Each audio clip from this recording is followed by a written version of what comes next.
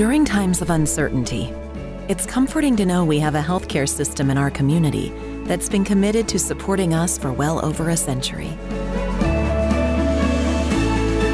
In this current time, we are standing together, and our bond is stronger than ever. KDMC, caring for our community like no one else can.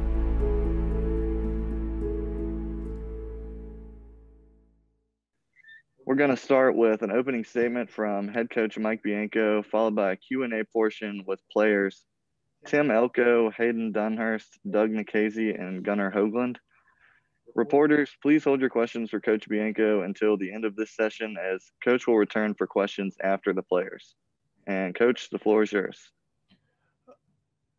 Thanks for being here today. A little different, for us, I think in normal years. And I know everybody's used to Zoom these days, but I think for the players, and I know myself, the first press conference and, the interviews, so a little different for us. So, bear with us. As I was thinking about today, I was thinking about, time. This is my 21st year. And as you get older, time seems to, go much faster, as many of you know. As you get older, as a young person, it seems time can go so slow, sometimes at a snail's pace. And as you get older, the days seem to go quicker and quicker. But I think I speak for everybody when I think back of this past year and how slow, it seems to have gone. And to get back, and as everybody said, looking forward to New Year's and 2021. And as we've gotten to this year, remarkably, it's gone a lot quicker. And since the players have gotten back on campus, it seems to get back to, normal pace. To where, the days are moving much faster and a pace that I think we all, enjoy a lot more. And I know just being around, those young people and being around the kids and feeling their energy and their enthusiasm and their excitement to be back out on the field. And now waking up today, realizing, that the season is only 3 weeks away. Certainly it brings a lot of excitement to not only to me, the coaches and the players, but around the building in Oxford and, around Mississippi. A little different, I think, besides the Zoom that we're doing this today. Normally, as you know, we have this press conference the week of opening day. But we chose to do it this week just to kind of change it up and see how it'll go. I just felt, last year talking to Alex Sims, our great sports information director, that when we do it, it's almost anticlimactic when we do it that few days before opening day. Parrish and Ben and Chase and all the guys, seem to already know the starting lineup, seem to already know the rotation, and most importantly, Parrish knows the closer already. And so there's no drama, in that press conference. So we felt that maybe it would be better, to give you some thoughts and some questions and some things to write about, over the next few weeks as everybody's talking about, baseball season. So, what I'd like to start off doing is, talk a little bit, about the lineup and the rotation and the bullpen a little bit, talk a little bit about the players.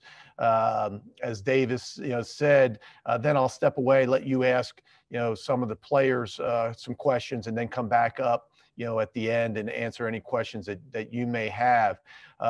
One of the things that being 3 weeks out, this is a projected lineup. This is, as the phrase I use a lot, if we were to start today. And as many of you know, because we got some great writers out there, some great beat reporters, that 3 weeks in baseball is a long time. And, a lot of inter squads in front of us, and certainly things could change. And I don't just mean because of injuries. I'm just talking about guys play better. Guys are more ready to play now than maybe, or more ready to play 3 weeks from now than maybe they are today. So a lot of the things that we're going to say is as we see them, right now. And so start off, we'll talk about the rotation. If we were to start today, we would start Doug on Friday, Doug Nikhazy, Gunnar Hoglund on Saturday, and Derek Diamond on Sunday. I don't think that's a surprise to many of you. Certainly, I don't think it's a surprise to us and people that follow college baseball. One of the reasons that I think the expectations are so high, right now, are because we do return, our entire rotation, and not only return, the same three guys, but three guys that can really pitch it. Three guys. I don't know if we've ever had a solid of three guys to start the season, where the expectations not only were high with the program, but certainly of what they can do. Gunnar and Doug pitched, I thought really well this fall, and pitched like, aces, in the Southeastern Conference, which you would expect. Derek, as many of you know, didn't pitch this fall, in competition, in inter squads per se. He had injured himself this summer. It was one of those injuries where, although we call it not serious, it's one of those that takes a while to get over, a strain in his forearm and that flexor muscle that's near the elbow, and where the doctors just said, hey, take a lot of precaution, take it really slow. And we did with Derek, let him, bat and play some outfield in the fall. But he rested a long time and then really pitched in bullpens and some controlled scrimmages late in the fall, and looked terrific. And really, I think has made some gains even in the times that we've seen him at the end of the fall and this early spring in bullpens, where his velocity has ticked up some, which was already, in the low 90s last year. I believe his slider has improved from last year, which is something that we wanted to work on and concentrate on to give him more of an out pitch. And the changeup's improved. And so we're excited about, his progress. Going to the bullpen, Taylor Broadway has put together another, brilliant, fall, to where I think if we were to start today, he would be the closer. Again, pitched really great 2019 fall in the 16 games of, the COVID season last year, was one of our aces out of the bullpen, and look for him to continue to do that. Braden Forsyth, who was actually the closer, I guess, when we ended the season last year, and I think, if I'm not mistaken, was leading the country in saves when the season ended, had just an average fall, but has looked really good since we've gotten back, from break, and velocities back up to what it was, I think, last year when we finished. And again, just another piece of the bullpen, which we all know that you can't have too many arms, certainly too many guys, to come in. But, one of the things where I think many of you have heard, and, leading up to the fall, and is the rosters and how many players that we have. And, where we see, I think, in abundance is the pitching staff. I think we have 22 pitchers on the staff right now, and a lot of them veterans, a lot of guys that have pitched valuable innings, have valuable experience, and certainly guys that, we'll count on and need this spring. Guys like Austin Miller, Max Chofie, Tyler Myers, Greer Holston, Wes Burton, Logan Savell, all guys that have pitched. I had to look down at my notes to make sure. I mean, that's a pretty big list, and those are just the returners that have pitched.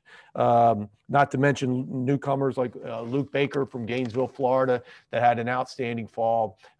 Cody Adcock, who continues to get better, from Arkansas, a guy that's got a tremendous fastball. Breaking ball's much improved. A couple other newcomers, Brandon Johnson and Josh Mallett. Brandon Johnson's the guy that, some of you saw this fall, where, would throw his fastball at days, in the mid 90s. And Josh Mallett's a guy with a really good two-seam, fastball that does has a lot of sink to it, and a slider guy. And two other guys that I need to mention that were here, last year, as freshmen, and now they're that COVID freshmen, but I think guys that are candidates for midweek starters are Jackson Kimbrell and Drew McDaniel. Drew really had an outstanding fall. Jackson, a little bit of a injury-ridden fall, but a guy that had some midweek starts for us last year, and excited for both those guys. As far as the lineup's concerned, and position player wise, kind of going around the infield and then to the outfield.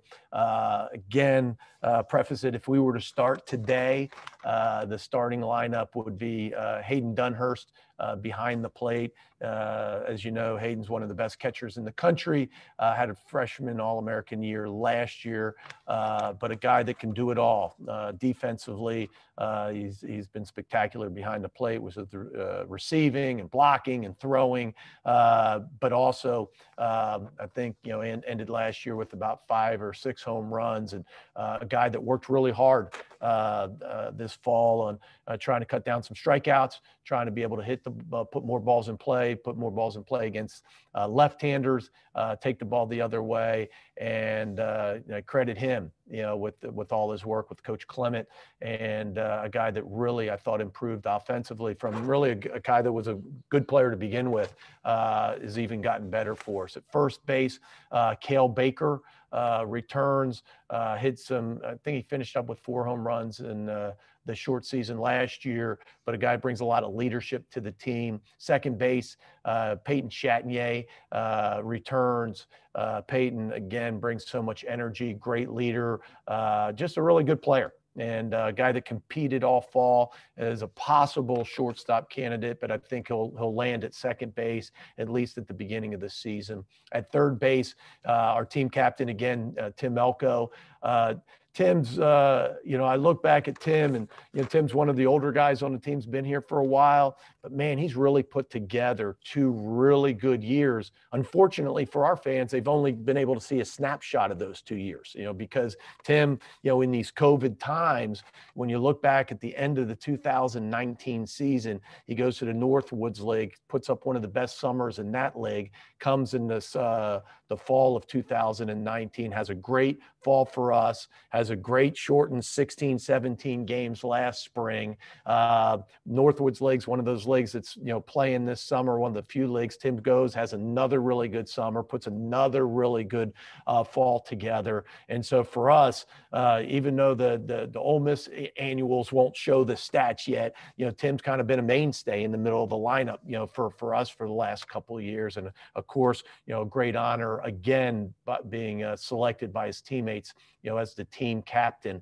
But shortstop, I think, a lot of talk, was prior going into the fall was, what's going to happen at shortstop. And, I thought it was a kind of a great, fierce competition. I mentioned Chatinier already, but Justin Bench, returned in the middle as a middle infielder who competed for those positions. And then TJ McCants and Jacob Gonzalez, 2 true freshmen, not to mention JUCO transfer Garrett Wood. So with all 5 of those guys competing day in and day out, for 2 positions in the middle, didn't take long to know what a special player that we have in the program, and Jacob Gonzalez, a kid that led the team in hitting in the fall, but also while doing that, making only 1 error in 20 games and playing mostly shortstop in the inter squad games. So, he's a guy that just really put together,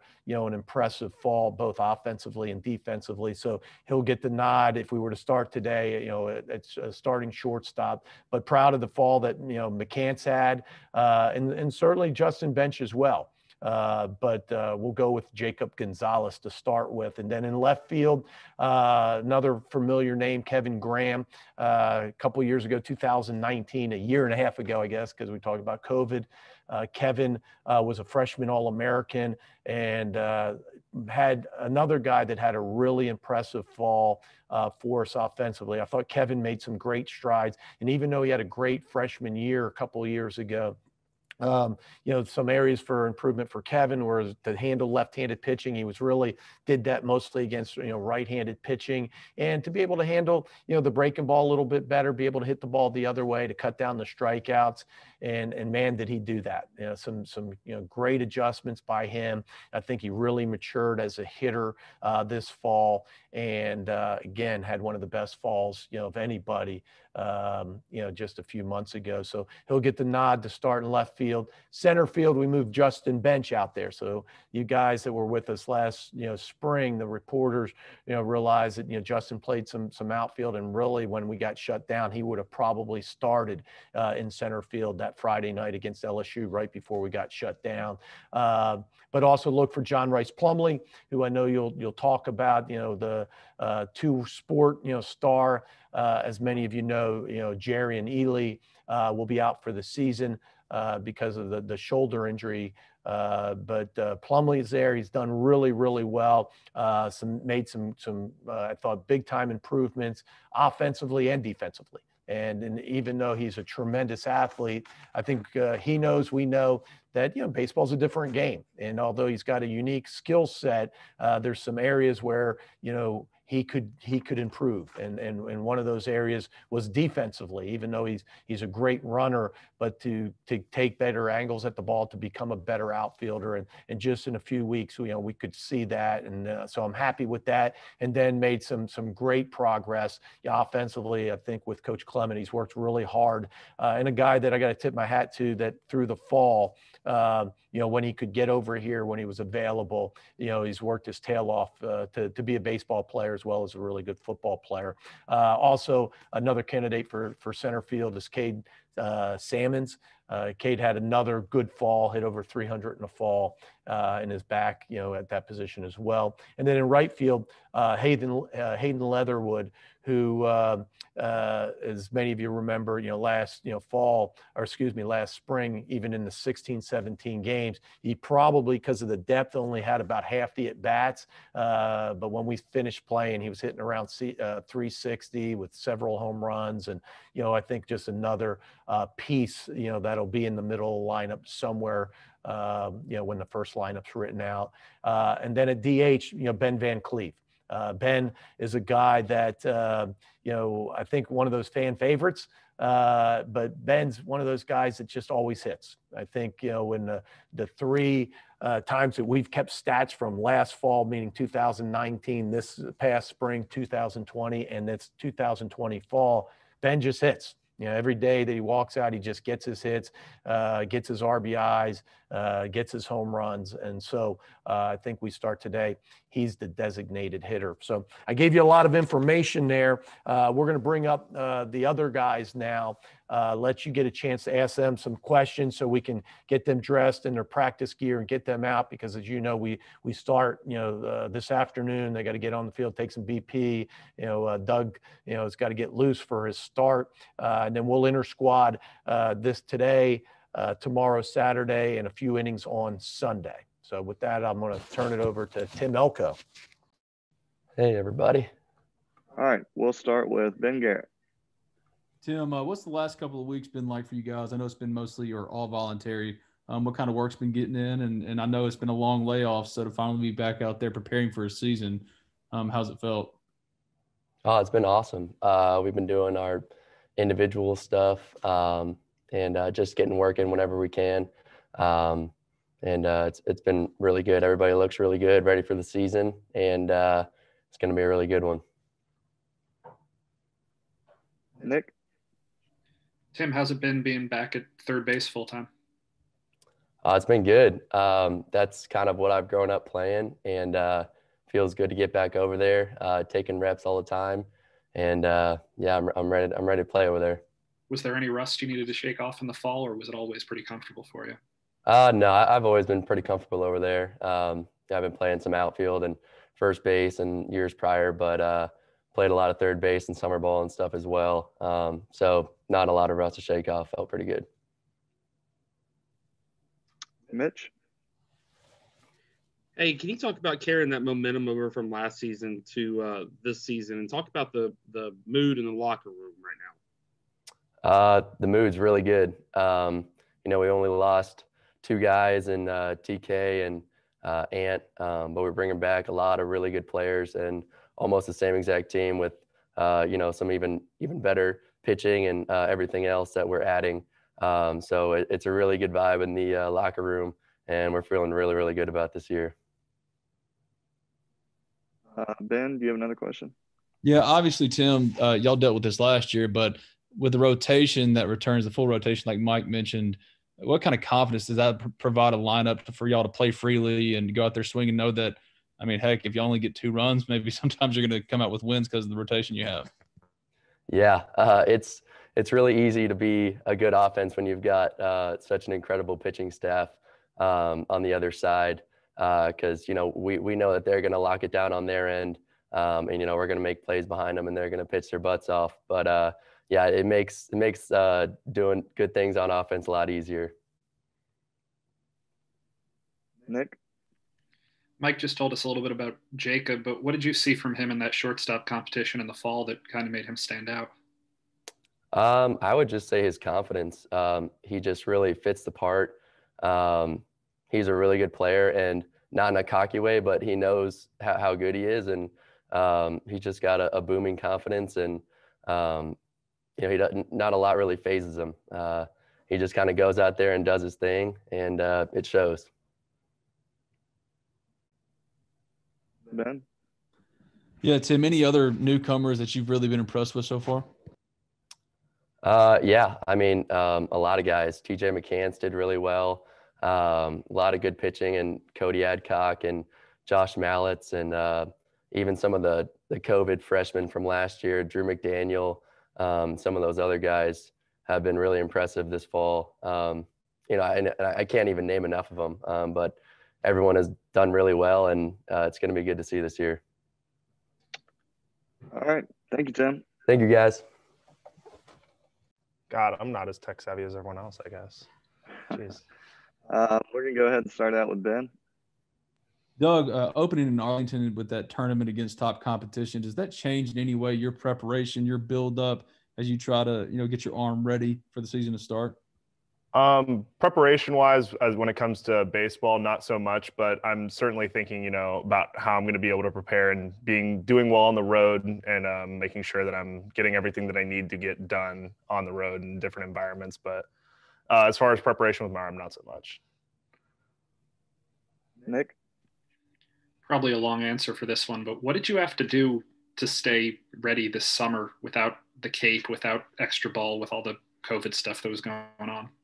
Yeah, I had to get really creative, do a lot of different fun stuff. I mean, it was hard to get into a gym even. So, I mean, I found ways. Thank God I had my brother to throw with, because I wasn't really hanging out with anybody. So I'd throw with my brother pretty much every single day in this just open field. And then we'd go and there was this outdoor gym that we would go to. It was like kind of, I forget what it is. It's like the people will jog past them. So I would go work out over there and just find ways to keep busy. And really, Coach Laff says it best, is like just trying to constantly learn and find ways to get better. So I just surf YouTube all day and look at stuff, call Laff, run it by him. So just little things like that. Was it hard to evaluate your progress when you didn't have a hitter there standing in the box? Certainly, yeah. It was pretty difficult, but I mean, that's why I think that's when in times like that, I try to go to like more minute details, because you can't really see the big picture when you're doing all those things, and really didn't even have a mound that often to throw off of. So that's when I really just look towards like simple mechanical things, and can't really use data points. So it's back to the old school. And I mean, I like that kind of stuff as well. So I like to learn that way. So yeah, it was a little bit difficult, but it was a fun little challenge too. Mitch, did you have a question, or did you lower your hand? Yeah, I didn't mean to lower my hand. Quick question for you guys. What are some of the sacrifices you guys are having to make, with the whole COVID protocol and everything? What are some of the sacrifices as players, student athletes, y'all are having to make? Not too many, but if there were any, it would just be, not being allowed to necessarily be in the facility, being around your teammates as much. So you have to work a little bit harder to make sure that you're doing everything correctly and staying on top of things. But you're not really sacrificing anything, in my opinion. I'm just so happy to be here in the first place. So, I mean, when you show up to the field and you see all the guys, you say hi. You can't really hang out with anybody, but you get all the work done. So, Andre? Hey, Doug. Just wanted to ask you, just to have the three of you back at the weekend rotation, just kind of tell us a little bit about the relationship between you guys, and how you guys kind of feed off each other, and also the development of your pitches in the off season. How have you seen that come along?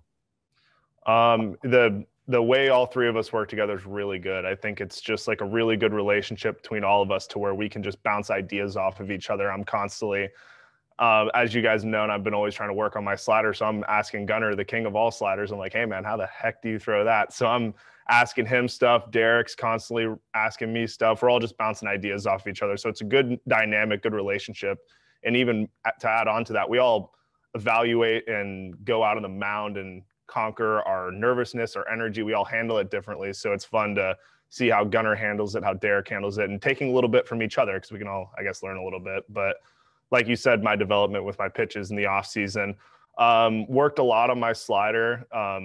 With as far as like fastball and stuff like that, I tried to look a little bit towards my lower half just to see how much I can get more out of there. But with the slider, really trying to make it less of a like a slurvy pitch and make it a lot more tight, a little bit firmer, and especially more consistent. Ben? Yeah, kind of back to what I was talking about. What is your build-up process like over the next 3 weeks? Like, how do you ramp up to get ready for that first start? Right. It goes back probably about a month ago when I think I threw my first bullpen, and then just adding on more pitches at a time, and then eventually now to where I'm facing my first hitters I've faced in a long time now. So get in front of some hitters, reevaluate, and continue to grow. And by the time the season starts, be ready to face the other team. Nick? Doug, how competitive, if at all, are you with Gunnar? I know the two of you are both getting a lot of hype preseason. You've came here together. You've known each other for such a long time. Is there any friendly competition between you guys, or is it all collaborative?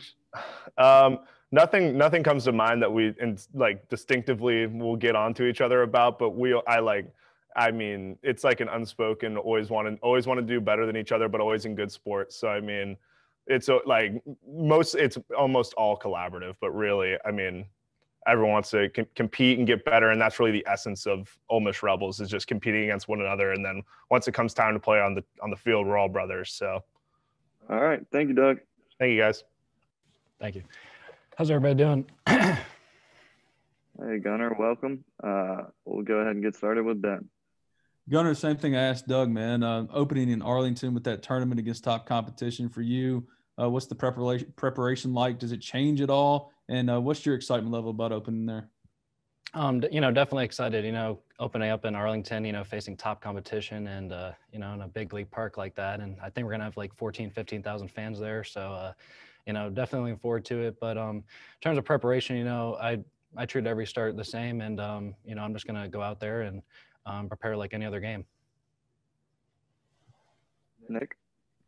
You made that big jump between year one and year two. What kind of was your focus heading into year three this summer when you didn't have the benefit of a team and the cape and all of that, just working internally? What was your focus there? Yeah, it was definitely different, missing the whole season, not facing any hitters, but it was definitely good with, new technology nowadays. And my big emphasis was working on bettering the breaking balls and specifically my curveball and changeup. Those are two pitches I really wanted to, improve on. And then, just fastball velocity and getting that ticked up again. So just working on moving better and stuff like that. You said your velo's ticked up. Where's it at right now? In bullpens, it's been anywhere from like 90 to 95 right now. So. Andre? Hey, Gunnar. You've been able to be a good, consistent strike thrower throughout your career. Like, what do you credit that to? That mentality that has allowed you to stay consistent throughout, any challenge you faced? I think it all started when I was younger. I think just working with my dad all the time, and he always preached a solid mechanics, great arm action, and he would always catch my bullpens and everything. So, and he caught with no gear on. So, I mean, if you bounce one in there, you might hurt them. So you gotta dot up. So. Ben? So much was made, Gunnar, when you got here of spurning in Pittsburgh, coming to Ole Miss, and now you're in the position where I think you're a top 30 guy right now. Is this kind of what you came to school for as far as developmentally and getting to a place where you are right now as far as Major League Baseball? Yeah, absolutely. I think I've learned so much here and, improved so much under, Coach Bianco and the whole staff, and just learning so much, not only about pitching, but, also about life as well. And, getting that degree in school and, just learning how to be on your own and, grow and mature as a person. Nick? Going off that, do you pay attention at all to the preseason hype, either for the team with the high rankings or for you with draft rankings and All-America stuff? No, I try to stay present, and whatever happens, down the road, that's down the road. I just try to stay present and, just be in the moment and, go out there and compete. Everything else at the end of the day will take care of itself. Is it hard to avoid that? Do you have people sending you mock drafts if they see your name, sending you rankings and stuff like that? Yeah, definitely. But, I think going through that process in high school and everything and going through it again, I just know what to expect and, I'm ready for it. Ben? What was that process like, and how did it help you prepare for what's going to be another process for you this year? I think a lot of things. I think it was just, knowing what to expect.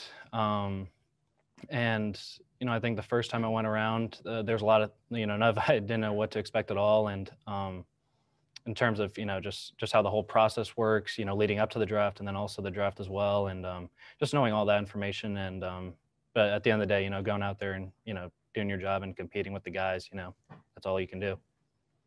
All right, Gunnar. We appreciate it. Thank you, guys. What's going on? All right, Nick, start us off.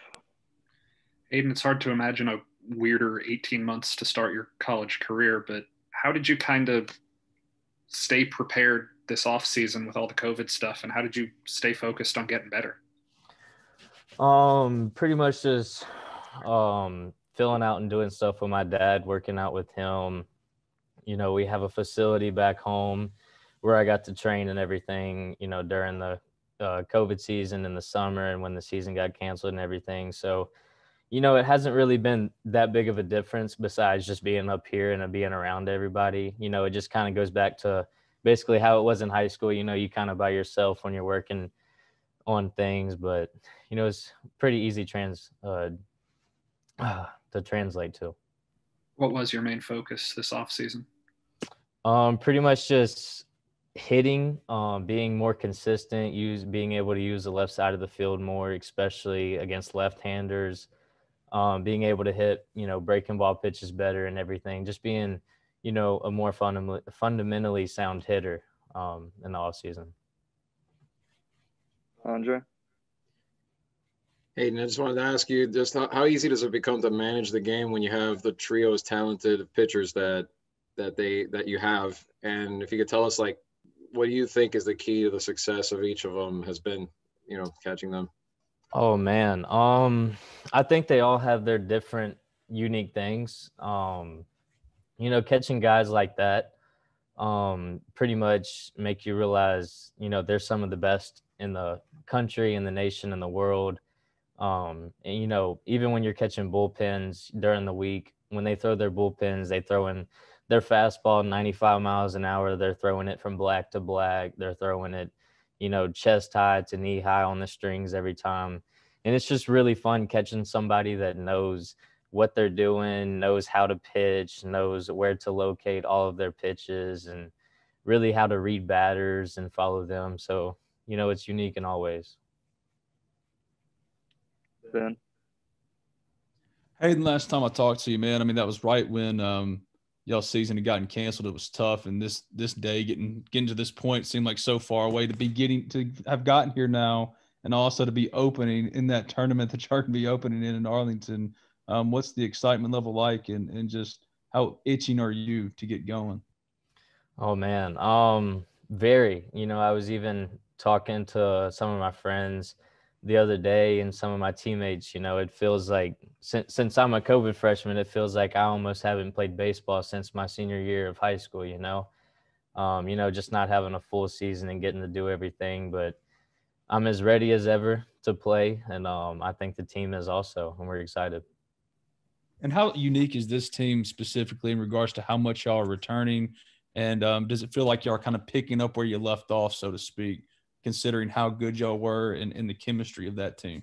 Yeah, absolutely. I think it's even gotten better since then, with all the guys, and then, the pitching staff and how much we've brought back has just been amazing. I think we've brought back every single guy, and every single guy is, if not better this year. And so that's one of the coolest things to see is, you know, how guys spent their COVID off season and how much better they've gotten at things.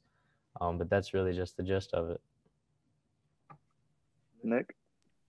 Going off of that, with pretty much everybody returning and bringing in a full freshman class, how weird is it having just this many guys on the team?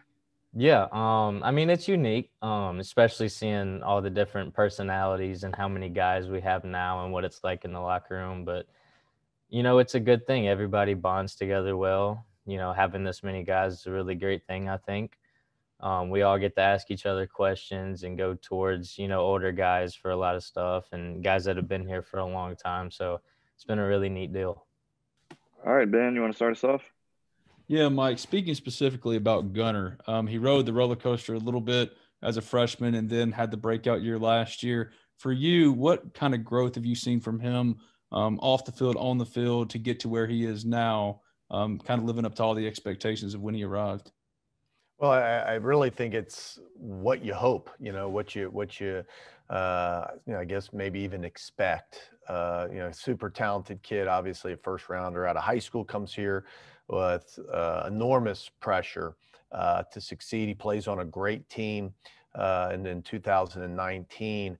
And I think he, if I'm not mistaken, started just about, I think, every Sunday of that season. So you can go back over my 20 years and look how many true freshmen started on the weekend. And so I don't necessarily disagree with the, I guess, roller coaster metaphor. But the truth is, you know, I look back and thought, you know, he hung in there and did a really good job, had some really big wins for us. But going into his sophomore year, one of the things that we talked about him in the sophomore fall was to locate the fastball better. And then you had to come up with a more of a killer pitch that we call, more of an out pitch, more of a swing and miss pitch. The curveball that he used in high school, and even though that it had a nice break, it just was too soft. He just, you know, analytically, it just wasn't a great pitch. Just didn't get many swings and misses. The opposing batting average against it was not good for a pitcher. And so we started to tinker with a slider that he's messed around a little bit with in the past in high school, but didn't throw it as a freshman. And you know, that was really the pitch I thought that made a difference for him. So obviously his sophomore year, the biggest change was the slider. They gave him certainly a swing and miss pitch, a pitch that he could count on in crucial situations in the game, and just commanding the fastball better, where, you know, you got to remember there's a difference between command and control. Control is the ability to throw strikes and not walk people. Command is the ability to throw the ball to a certain spot. He used the word, you know, dotting up, right? To be able to throw it in a certain area on the plate, up and down, and, you know, in and out.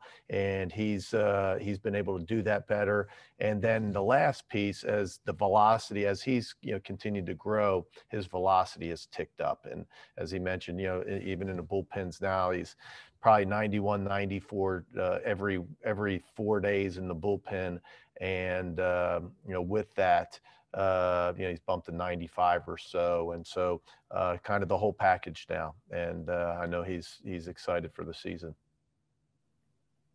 Mitch? Coach, can you talk about the difficulty, scheduling difficulty going on with COVID, and if there are postponements or cancellations throughout the season? When we see what we saw in basketball with maybe a random midweek game or a random weekend game to replace some of those games that will possibly be postponed or canceled? When you say random, are you talking about playing another SEC opponent or just adding another opponent? Just like in non-conference play, like adding maybe, let's say, like a UT Martin on a weekend or the Central Arkansas and Arkansas State or something. Yeah, I think everything is open.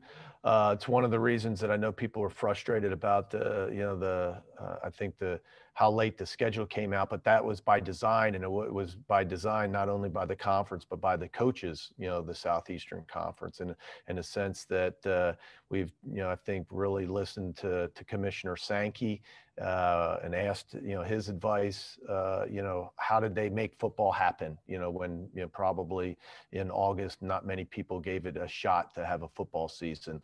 And, the biggest thing that he said, or the best advice that he gave us, was the best advice he said he had gotten, if I remember right, from somebody from the CDC back in March when this all went down, was that this is a new virus.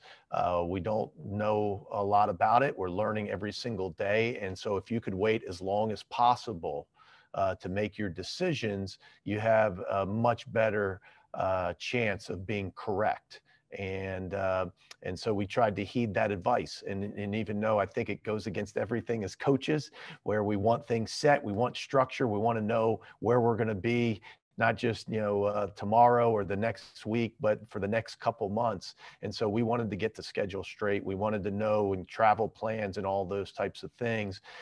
So it took a lot of, I think, discipline from the SEC coaches to wait, to be able to find out what this was going to look like. And although January hasn't been a good month, for the pandemic, we do have a light at the end of the tunnel with a vaccination, with warm weather on its way, and a chance to get this underway. And so we tried to wait as long as possible. I think it was a great decision. And so we ended up deciding that there was no reason not to play our normal schedule, as 30 conference games and 26 non-conference games. And football, I don't think, really had a choice when they made their decision, just because of travel. And one of the things that is different than football that, he mentioned, he being the commissioner, is that football, their non-conference games are throughout the, from week 1 to week 12. Our non-conference are the first 4 weeks, and then we go into conference play. So we're not necessarily going into a bubble, but it would be harder for them to manipulate the schedule and change opponents and, press pause and do some of the things that they did if they weren't all conference games. If they, if 1 week you were playing Appalachian State or Florida State or whatever it is. And so we took a lot of this advice and been able to. That's a long answer, but I don't know if you've ever gotten that. So tried to share that with all of you.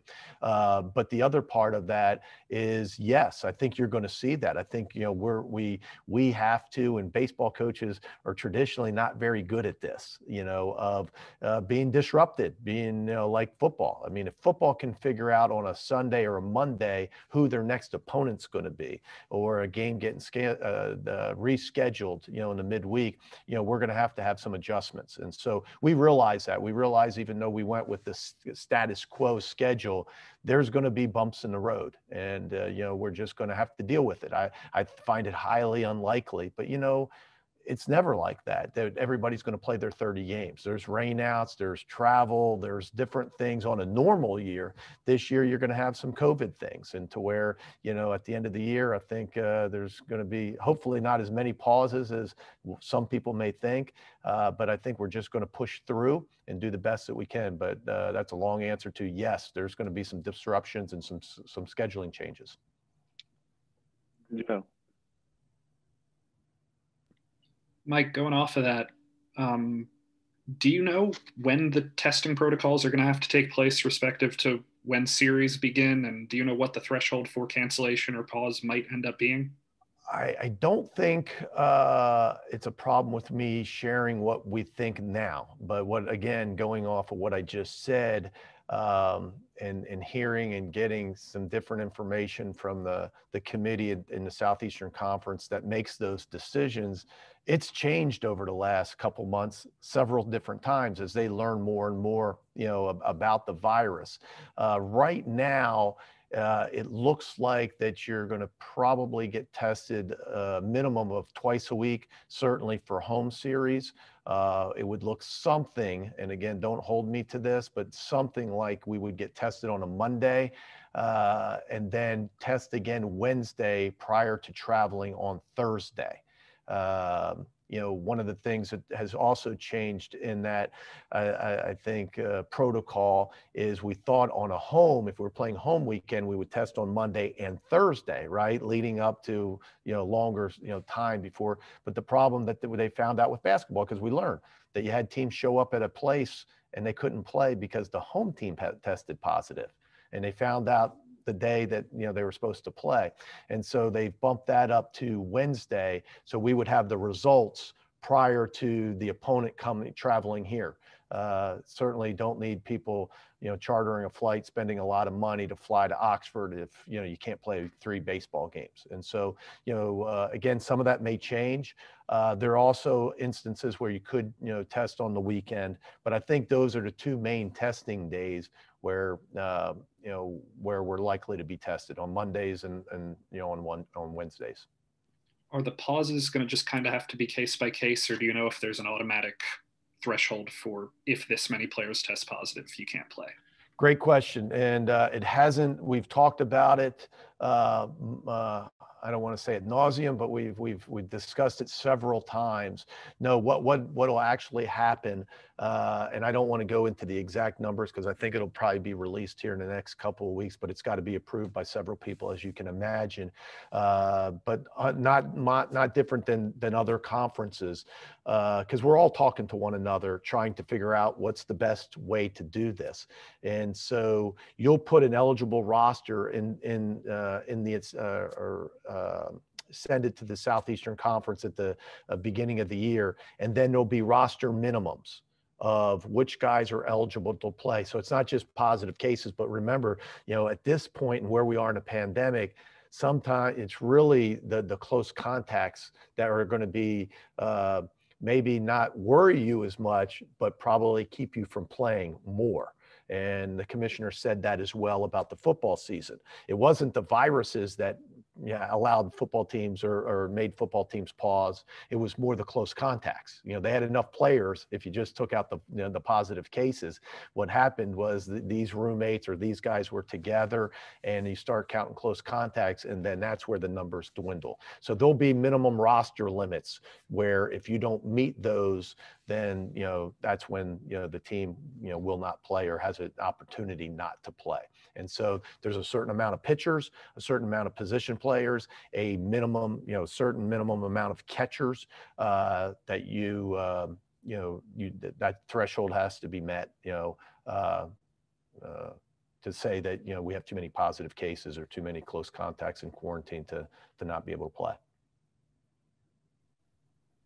Joe Cook. Yeah, Coach, I know you've probably been asked this a lot or just thought about it a lot, but just talk about the good problem that you have with so much depth on the team and looking at the schedule. I mean, how are you and your coaching staff going about, looking, preparing for the season? Because there's so much talent, it's almost like you can do no wrong. So will be a lot of tinkering, or you guys, hey, we're going to stick with this kind of game plan based on how guys perform? I guess how are you just going about, developing this team and dealing with so much quality depth? Well, I will say this, Joe. No, we're excited about our team. We think we're very talented, and we think we have plenty of depth. But I don't think we're unlike a lot of people in our league and around the country because of COVID, because of guys getting the extra year and the expanded roster and the NCAA allowing us to extend the 35 and some other things that have happened over the past year. I don't think we're much different than a lot of people. And so, where we probably felt the abundance, if you will, has been more in the pitching staff. But right now, I think we have 41 players, but 2 of them, one's, Jaren Ely and one's Calvin Harris. So that brings us down to about 39, which I think is probably, average too low, as far as numbers. Now, again, like most coaches and most teams, and especially at the start of the season, we really like our 39, right? We really like our players, and we think we got a good team. But I think, the thing is more the pitching and how to be able to use those guys. I think we're probably pretty normal as far as numbers and depth-wise, position player-wise. Especially because of the two injuries. You knocked down two really good players in Ely and Harris. I think we're number wise, we're very average, and where we would be on a normal year. It's just the pitching. I think we're really good with those three guys, on the weekend. But there's, probably an inordinate amount of guys that we got to figure out who are the next guys, who are the guys that are going to start the midweek games, who are the guys that are going to be the first to come in. And I think that's what I am trying to lock in and focus in on over the next 3 weeks is, who's the guy that comes in? Who's the first guy? We know Doug Nikhazy is not going to finish the game against TCU. Who's going to be the guy that gets the ball first, right? In that 6th inning or 7th inning, who are the guys that lead up to the 9th inning? If you figure Broadway's your last guy, who are the guys in the middle? And then the first weekend, which makes it kind of extraordinary, is such great competition to where the games will likely be close, one way or another. And so the moves that you make, I think are super critical, to the games. And you don't really get a breather or to let them run out there a weekend or two to try to figure out who those guys are. And so I think the next 3 weeks in the inter squads are going to be critical to deciding that. Andre. Thank you. Hey, Coach, going back to the pitching again, I wanted to ask you about Doug and what you like about him in that series opener spot. And also, he said he's been, working on his secondary pitches, primarily his slider. Just kind of what have you seen out of the progress he's made in that regard? Well, first, Doug's, was the Friday night guy last year, and as a true freshman, was outstanding, and maybe arguably our best pitcher, at the end of the 2019 season. We get to 2020, and I think everybody, when you run Doug and Nikhazy out, you got a great shot to win, and that's a great feeling on Friday night. It's tough to win in our league if you can't win on Friday night. There's just so many aces around the league, and there's been years where we've had real good teams and teams where I thought we pitched well, but we didn't pitch well enough on Friday night. And if you don't pitch well enough on Friday night, you're swimming upstream the rest of the weekend. And so having him back on Friday night certainly makes you feel really good. And then the second part of your question about secondary stuff, one of the things that made Doug so good is he's got not only an outstanding fastball, a fastball that tends to have a lot of ride to it, to seem like it's rising. He gets a lot of swings and misses and chest high type fastballs, but he's also that kind of complements that, has got an outstanding curveball. And so I know you asked about the slider because he said it, but really the number 2 pitch is the curveball. And so you got one that's riding, and literally his vertical break is anywhere from 18 to 21 inches, and it's almost the opposite vertical drop with the curveball. And so out of the hand, you basically got 3 feet that the ball's likely to travel. And so the 2 pitches that fight for the third spot in his arsenal is the changeup and the slider. The slider's really been and he added it last year, or really improved it last year, where it gave him, if you remember, if you watched the games and paid attention to the left-handed hitters, it gave him another piece, another bullet in his gun, if you will, where as a freshman he really didn't have. He wasn't as dominant against left-handed hitters as if you would have liked him to be. Although as dominant as he was as a freshman hitter, probably his numbers against left-handed hitters wasn't as good. And the sliders really helped him improve that and give him another, another weapon against the left-handers. And he's, like he said, he's learned to throw it a little firmer. But what we've really tried to concentrate on really at the end of the fall is just really location, to not miss in bad spots, to try to not miss in the middle of plate as much with it. And I think it's going to be an outstanding pitch for him this year. Ben. Yeah, Mike, I asked you about Kevin Graham at the end of the fall, and y'all challenged him. He responded and performed so well. You saw Tim do this in his 3rd year, where he broke out and just had that really great year. How do you carry over a fall like that, like Tim did, and be productive in the season? And how can Kevin continue that and get to that place where he's proven production every single day? It's a great question, Ben, and I wish I had the answer. I wish I had the answer to say, hey, this is the magic dust that you get sprinkled on you, and now you go from good to great. And there was a kid that as a freshman had a really good freshman year, but how do you take it to the next level? And guys, you mentioned Tim and others. I've looked over the years, and you look at guys that maybe didn't play as good, their first couple years, like Tate Blackman or Sykes Orvis or a Will Allen, and how they matured. But isn't that what happens a lot of the times? I know we want to see them, be stars immediately, like a Doug Nikhazy, right? But if you look even at Gray Kessinger, right, a Thomas Dillard, and guys that struggled as freshmen, Cooper Johnson, it happens more times than not where it's tough to play in our league, and it's tough to do it early on. If you can do that, you're super special. But so my hope is it's just his maturation as a player, and to watch the way Kevin carried himself this fall, and not just, okay, he had some good numbers and he's on his way, but why did he have the good numbers? And I think that's why he feels confident. And I think we being myself and Coach Clement and others, when you watch just his improvement, and I said earlier, his maturation as a hitter, where, as a freshman, he was really the guy, and he's good at it, a guy that can really ambush a fastball. And what I mean by that is, you get in good counts, as a freshman, and you're batting 7th, 8th in the lineup, and it's 2-0, and you're getting a fastball. He was as good as anybody in the country on not missing, not being late, not fouling it off, being able to drive it into the park. It's almost like, oh, it's 2-0. If they throw him a strike here, he's going to hit it into the bullpen. That's how good he was as a freshman.